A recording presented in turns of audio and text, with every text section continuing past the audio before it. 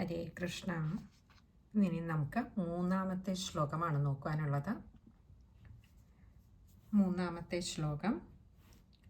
തതസ്ത്വതനുചാരവക്ഷപിത നിദ്രവേഗദ്രവത് ഭട്ടോത്കര നിവേദിത പ്രസവ വാർത്തയൈവാർത്തിമാൻ വിമുക്തചിഗുരോത്കരസ്ത്വരിതമാപതൻ ഭോജരാടതുഷ്ടൈവ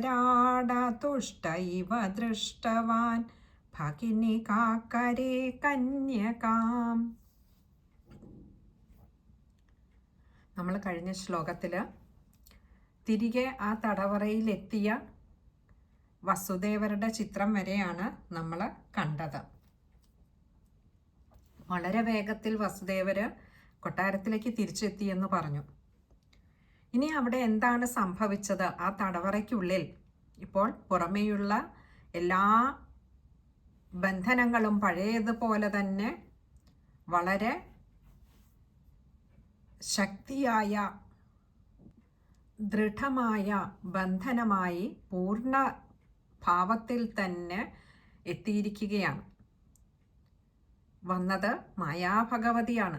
മായയെ ചേരുമ്പോൾ ബന്ധങ്ങളും ബന്ധനങ്ങളും ഒക്കെ വന്നു ചേരും. എന്നാൽ ആ പൂർണ്ണമായ ശുദ്ധ സത്വസ്വരൂപത്തെ പ്രാപിച്ചപ്പോൾ, ഭഗവാനെ കയ്യിലെടുത്തപ്പോൾ വസുദേവരുടെ മുന്നിൽ എല്ലാ ബന്ധനങ്ങളും അഴിഞ്ഞു വീണു. ഈ കാവൽക്കാരൊക്കെ ഭടന്മാരൊക്കെ നല്ല ഉറക്കമായിരുന്നു എന്ന് പറഞ്ഞു അല്ലേ? അവരെ ഭഗവാൻ ഗാഠനിദ്രയിൽ ആഴ്ത്തി എന്ന് പറഞ്ഞു. തിരികെ മായാഭഗവതിയുമായിട്ട് ആ പെൺകുഞ്ഞുമായിട്ട് തടവറയിൽ പ്രവേശിച്ചു. ദേവകീദേവിയുടെ അടുത്ത് കിടത്തി. അത് കഴിഞ്ഞപ്പോൾ ഇനി എന്താണ് അവിടെ സംഭവിച്ചത്? തതസ്ത്വതനുജാരവക്ഷപിത നിദ്രവേഗദ്രവത്. തതഹ, കുറച്ചധികം വാക്കുകൾ അവിടെ വരുന്നുണ്ട്. നമുക്ക് ഓരോരോ വാക്കുകളായിട്ട് നോക്കാം. തതഹ, അതിനുശേഷം, അനന്തരം, ത്വദനുജ, അങ്ങയുടെ അനുജയായിട്ടുള്ള അനുജത്തിയായിട്ടുള്ള ആ മായാഭഗവതിയുടെ രവം എന്നാൽ ശബ്ദം. അവിടെ തിരികെ ദേവകീദേവിയുടെ അടുത്ത് കൊണ്ട് കിടത്തിക്കഴിഞ്ഞപ്പോൾ മായാഭഗവതി പതുക്കെ തൻ്റെ ആ കുഞ്ഞു വായു കൊണ്ടൊന്ന് കരയുവാൻ തുടങ്ങി. സമയമായിരിക്കുന്നു. എന്തിനാ? ഈ കാവൽ ഭടന്മാരെയൊക്കെ ഉണർത്തണം. അവിടെ കംസൻ അത് അറിയുകയും വേണം. തൻ്റെ ഈ ഒരു വരവ്, താൻ ഇവിടെ വന്നിരിക്കുന്നു എന്നുള്ളത് കംസനെ അറിയിക്കണം. അതിന് ഈ ഭടന്മാരെ ഉണർത്തണം. അതിനെന്താ വേണ്ടത്? താനൊന്ന് കരയാം. ആ കുഞ്ഞു വായിൽ ഭഗവാനെ അവിടുത്തെ അനുജത്തിയായ ത്വദനുജ, അവിടുത്തെ അനുജത്തിയായ മായാഭഗവതിയുടെ രവ എന്നാൽ ശബ്ദം, കരയുന്ന ശബ്ദം കേട്ടിട്ട് ക്ഷപിത നിദ്ര, നിദ്ര എന്നാൽ ഉറക്കം, ക്ഷപിത നിദ്ര, ഉറക്കമൊക്കെ വിട്ട് എഴുന്നേറ്റ് വേഗദ്രവത്, വേഗത എന്ന് പറഞ്ഞാൽ വളരെ വേഗത്തിൽ തന്നെ, രവത് എന്ന് പറഞ്ഞാൽ എഴുന്നേറ്റു. ആര്? ഭട്ടോത്കര നിവേദിത പ്രസവ വാർത്തയൈവാർത്തിമാൻ. ഭട്ടോത്കര എന്ന് പറഞ്ഞാൽ ഭടന്മാരാൽ നിവേദിത, അറിയിക്കപ്പെട്ട, പറയപ്പെട്ട. അപ്പോൾ ഇവിടെ നിന്നും ഈ കുഞ്ഞുവായിലെ കരച്ചിൽ, ഈ മായാഭഗവതിയുടെ കരച്ചിൽ കേട്ട് ഉണർന്നെഴുന്നേറ്റ ഈ ഭടന്മാരൊക്കെ ഓടി വന്ന് കംസനോട് വന്ന് വിവരം അറിയിച്ചു. അങ്ങനെ ഈ ഭടന്മാരാൽ പറയപ്പെട്ട വിവരം, പറയപ്പെട്ട എന്ത് വിവരം? പ്രസവ വാർത്തയൈവാർത്തിമാൻ, പ്രസവ വാർത്തയ ഏവ ആർത്തിമാൻ. ഇങ്ങനെയാണ് അവിടെ വാക്കുകൾ വരുന്നത്. പ്രസവ വാർത്തയ, ആ പ്രസവത്തിൻ്റെ, ദേവകീദേവിയുടെ പ്രസവിച്ച വാർത്തയെ കേട്ടതിന് ശേഷം, ഏവ, അപ്പോൾ തന്നെ, ആ ഒരു വിവരം, അതായത് ഇപ്പോൾ ദേവകീദേവിയുടെ 8ാമത്തെ ഉണ്ണിയാണ് പിറന്നിരിക്കുന്നത്. ആ വാർത്ത കേട്ടതും ആർത്തിമാൻ,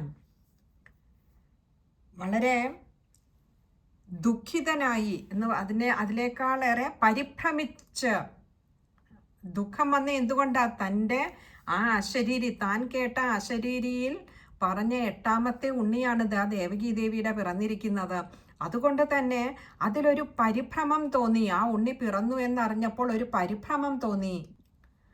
തൻ്റെ അന്തകൻ തൻ്റെ കൊട്ടാരത്തിൽ എത്തിക്കഴിഞ്ഞിരിക്കുന്നു എന്നറിഞ്ഞപ്പോൾ ഉണ്ടായ ഒരു പരിഭ്രമം, ഒരു ഭയം, ഉള്ളിൽ അടക്കാനാവാത്ത എന്തോ ഒരു ഭീതി തന്നെ അലട്ടിയിരിക്കുന്നു. ഒരു ദുഃഖം അതിനോടൊപ്പം വന്നു ചേർന്നു. അതിൻ്റെ കരുനിഴലായി കൂടെ ഉണ്ടായിരുന്നു എന്നറിയില്ല. ഏതായാലും അങ്ങനെ ഉറക്കത്തിൽ നിന്നും പെട്ടെന്ന് ഞെട്ടിയുണർന്ന ഭടന്മാർ വന്ന് ഈ വാർത്ത അറിയിച്ചപ്പോൾ ഉറക്കത്തിൽ നിന്ന് ഞെട്ടിയുണർന്ന കംസൻ വിമുക്ത ചിഗുരോത്കരസ്ത്വരിതമാപതൻ ഭോജരാടതുഷ്ട. വിമുക്ത ചിഗുരം, ആ ചിഗുരം എന്നാൽ മുടി. വിമുക്ത ചിഗുരോത്കര എന്ന് പറഞ്ഞാൽ വിമുക്ത, കെട്ട് അഴിഞ്ഞു കിടന്നിരുന്ന,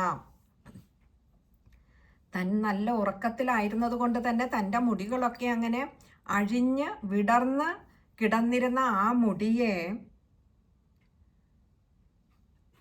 ഒന്ന് കെട്ടിവെക്കുക കൂടി ചെയ്യാതെ, ഒന്ന് ഒതുക്കുക കൂടി ചെയ്യാതെ,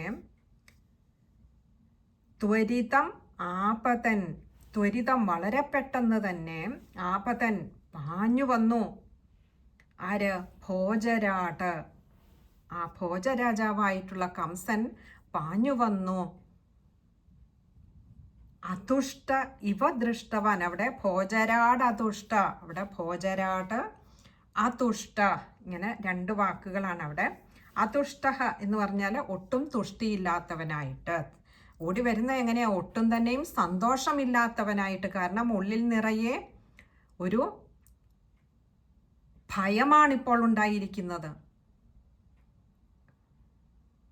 ഒരു ഇടിമിന്നൽ നെഞ്ചിനുള്ളിൽ തറച്ചു കയറിയ അനുഭവമാണ്. ആ ഭയം, പരിഭ്രമം, ദുഃഖം എല്ലാം അങ്ങനെ ഒന്നിച്ച് തൻ്റെ ഉള്ളിൽ മഥിച്ചുകൊണ്ടിരുന്ന കംസൻ അഴിഞ്ഞു കിടന്നിരുന്ന മുടിയെ ഒന്ന് കെട്ടിവെക്കുവാൻ പോലും തുനിയാതെ പരിഭ്രമിച്ച് വളരെ പെട്ടെന്ന് തന്നെ ഓടിയെത്തി. അങ്ങനെ പാഞ്ഞു വന്ന കംസൻ ഇവ ദൃഷ്ടവാൻ, ദൃഷ്ടവാൻ കണ്ടു. എന്തിനെയാ കണ്ടത്? ഭഗിനികാകരേ കന്യകാം. ഭഗിനിക എന്ന് പറഞ്ഞാൽ തൻ്റെ അനുജത്തിയുടെ കരേ, കൈകളിൽ, കന്യകാം, ഒരു പെൺകുഞ്ഞിനെയാണ് കണ്ടത്. കംസൻ പ്രതീക്ഷിച്ചു വന്നത് തൻ്റെ കാലനായി വരാവുന്ന ഒരു ആൺകുഞ്ഞിനെയാണെങ്കിൽ ഇവിടെ കംസൻ ഓടി വന്നപ്പോൾ കണ്ടതെന്താ? ഒരു പെൺകുഞ്ഞ് ആ ദേവകീ ദേവിയുടെ കൈകളിൽ ഇരിക്കുന്നതാണ് കണ്ടത്.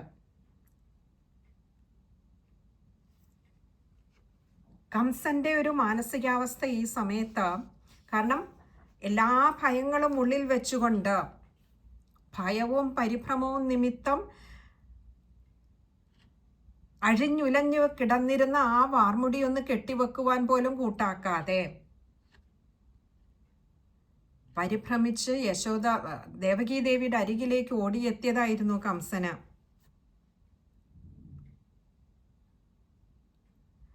തന്നെയുമല്ല, 8ാമത്തെ പുത്രൻ തന്നെ കൊല്ലുമെന്നായിരുന്നല്ലോ പറഞ്ഞത്.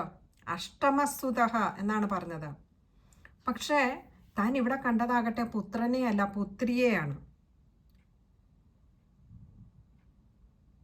അത് കണ്ടിട്ട് കംസന് തീരെ സന്തോഷമില്ലാതെയായി. എവിടെയാണ്, ആർക്കാണ് തെറ്റിയത് എന്ന് കംസനൊരു ശങ്കയായി. താൻ കേട്ട അശരീരിക്ക് തെറ്റിയതാണോ? 8ാമത്തെ പുത്രന് പകരം ഇവിടെ എങ്ങനെയാണ് ദേവകീ ദേവിക്ക് 8ാമതൊരു പുത്രി ഉണ്ടാകുന്നത്? തൻ്റെ ഉള്ളിലെ പരിഭ്രമം ഒന്നുകൂടി വർദ്ധിച്ചു എന്ന് വേണം കരുതാൻ നമുക്കവിടെ കംസന്റെ ഉള്ളില്.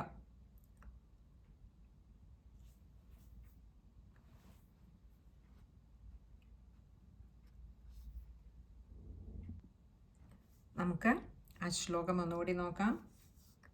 തതസ്ത്വതനുജാരവക്ഷപിതനിദ്രവേഗദ്രവത് ഭട്ടോത്കര നിവേദിത പ്രസവ വാർത്തയൈവാർത്തിമാൻ വിമുക്ത ചിഗുരോത്കരസ്ത്വരിതമാപദൻ ഭോജരാടതുഷ്ടൈവ ദൃഷ്ടവാൻ ഭഗിനികാകരേ കന്യകാം. ഇവിടെ ശ്ലോകം വായിക്കുമ്പോൾ ശ്രദ്ധിക്കേണ്ട കാര്യങ്ങൾ, നമ്മൾ കഴിഞ്ഞ 2 ശ്ലോകങ്ങളിൽ കണ്ടതുപോലെ ഓരോ പാദവും കുറച്ച് വലിയ വാക്കുകളായിട്ടാണ് കൊടുത്തിട്ടുള്ളത്. മുഴുവനും തന്നെയും ചേർത്ത് വായിക്കേണ്ടതാണ് പലപ്പോഴും. പക്ഷെ അതിലെ ഓരോ ചെറിയ ചെറിയ വാക്കുകൾ നമ്മളെടുത്ത് അർത്ഥവിചാരം ചെയ്യുന്നത് കൊണ്ട് തന്നെ പിന്നീട് അത് കൂട്ടിച്ചേർത്ത് വായിക്കുവാൻ ബുദ്ധിമുട്ടുണ്ടാവില്ല എന്ന് കരുതുന്നു. ആദ്യത്തെ പാദം തതസ്ത്വതനുജാരവക്ഷപിത നിദ്രവേഗദ്രവത്, അത് ചേർത്ത് തന്നെ വായിക്കേണ്ടതാണ്. അവിടെയൊക്കെ ഇപ്പോൾ ക്ഷപിത നിദ്ര വേഗദ്രവത്, വേഗത രവത ആണ് പദം പിരിക്കേണ്ട. ദ്ര എന്ന അക്ഷരമൊക്കെ വായിക്കുമ്പോൾ ഒന്ന് ശ്രദ്ധിച്ചാൽ മതിയാകും. അതുപോലെ തതസ്ത്വത് അനുജ ആണ്. ത്വത അനുജ, അങ്ങയുടെ അനുജനായ, അല്ലയോ ഭഗവാനെ ഗുരുവായൂരപ്പ അവിടുത്തെ അനുജയായിട്ടുള്ള മായാഭഗവതി എന്നുള്ള അർത്ഥമാണ്. അതുകൊണ്ട് തന്നെ അവിടെ തതസ്ത്വത് അനുജ, ദായുടെ ആകാരം ശ്രദ്ധിക്കുക വായിക്കുമ്പോൾ. പിന്നെ അടുത്ത പാദവും ഭട്ടോത്കര നിവേദിത പ്രസവ വാർത്തയൈവാർത്തിമാൻ, അതും ചേർത്ത് തന്നെ വായിക്കേണ്ടതാണ്. അതുപോലെ ഭട്ടോത്കര നിവേദിത പ്രസവ വാർത്തയൈവാർത്തിമാൻ, പ്രസവ വാർത്തയ ഏവ ആർത്തിമാൻ, പദം പിരിക്കണ്ട. ആർത്തിമാൻ എന്നുള്ളത് വായിക്കുമ്പോൾ അകാരം ശ്രദ്ധിച്ചാൽ മതിയാകും. 3-ാമത്തെ വരിയിൽ വരുമ്പോൾ വിമുക്ത ചിഗുരോത്കരസ്ത്വരിതമാപതൻ, അവിടെ അത് അത്രയും ചേർത്ത് വായിക്കണം. അവിടെ ത്വരിതം ആപതനാണ് മായയുടെ ആകാരം ശ്രദ്ധിക്കുക. പിന്നെ ഭോജരാടതുഷ്ട, അത് കഴിയുന്നതും ചേർത്ത് തന്നെ വായിക്കുവാൻ ശ്രമിക്കുക. അത് വായിക്കാൻ കഴിയുന്നില്ല, ചേർത്ത് വായിക്കാൻ കഴിയുന്നില്ലെങ്കിൽ ഭോജരാട്ട് എന്ന് മുകളിൽ എടുത്തിട്ട് അതുഷ്ട എന്ന് താഴത്തെ 4-ാമത്തെ പാദത്തിൽ വായിക്കാവുന്നതാണ്. കഴിയുന്നതും ഭോജരാടതുഷ്ട എന്ന് തന്നെ വായിക്കാൻ ശ്രമിക്കുക. അതുപോലെ ഭഗിനിക കരേ കന്യകാം, ഭഗിനിക തൻ്റെ അനുജത്തിയുടെ, ഇങ്ങനെയുള്ള ചെറിയ ചെറിയ വാക്കുകൾ വായിക്കുമ്പോൾ ഒന്ന് ശ്രദ്ധിക്കുക. ഇനി അടുത്തത് 4-ാമത്തെ ശ്ലോകമാണ്. അത് നമുക്ക് അടുത്ത സത്സംഗത്തിൽ കാണാമെന്ന് കരുതുന്നു. ഹരേ കൃഷ്ണ.